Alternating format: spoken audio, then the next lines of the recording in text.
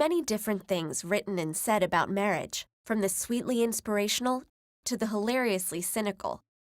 But what many of them have in common is that they sound like they express a universal and timeless truth, when in fact, nearly everything about marriage, from its main purpose to the kinds of relationships it covers, to the rights and responsibilities involved, has varied greatly between different eras, cultures, and social classes. So let's take a quick look at the evolution of marriage. Pair bonding and raising children is as old as humanity itself. With the rise of sedentary agricultural societies about 10,000 years ago, marriage was also a way of securing rights to land and property by designating children born under certain circumstances as rightful heirs. As these societies became larger and more complex, marriage became not just a matter between individuals and families, but also an official institution governed by religious and civil authorities. And it was already well established by 2100 BC, when the earliest surviving written laws in the Mesopotamian Code of Ur-Nammu provided many specifics governing marriage, from punishments for adultery to the legal status of children born to slaves. Many ancient civilizations allowed some form of multiple simultaneous marriage, and even today, less than a quarter of the world's hundreds of different cultures prohibit it. But just because something was allowed doesn't mean it was always possible. Demographic realities, as well as the link between marriage and wealth, meant that even though rulers and elites in ancient Mesopotamia, Egypt, and Israel had multiple concubines or wives, most commoners could only afford one or two, tending towards monogamy in practice.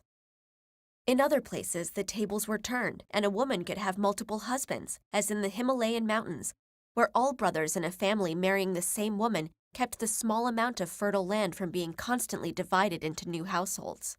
Marriages could vary not only in the number of people they involved, but the types of people as well. Although the names and laws for such arrangements may have differed, publicly recognized same-sex unions have popped up in various civilizations throughout history.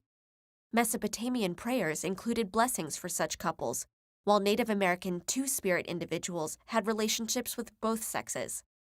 The first instances of such arrangements actually being called marriage come from Rome, where the emperors Nero and Elagabalus both married men in public ceremonies, with the practice being explicitly banned in 342 AD.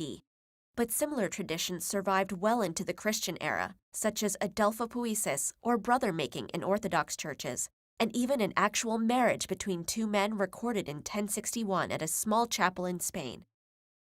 Nor was marriage even necessarily between two living people.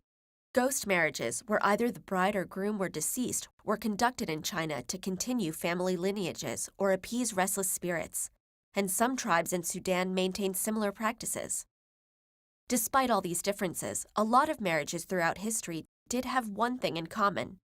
With crucial matters like property and reproduction at stake, they were way too important to depend on young love.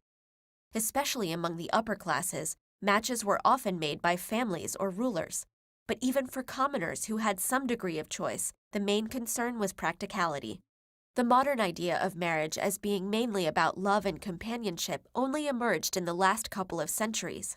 With industrialization, urbanization, and the growth of the middle class, more people became independent from large extended families and were able to support a new household on their own.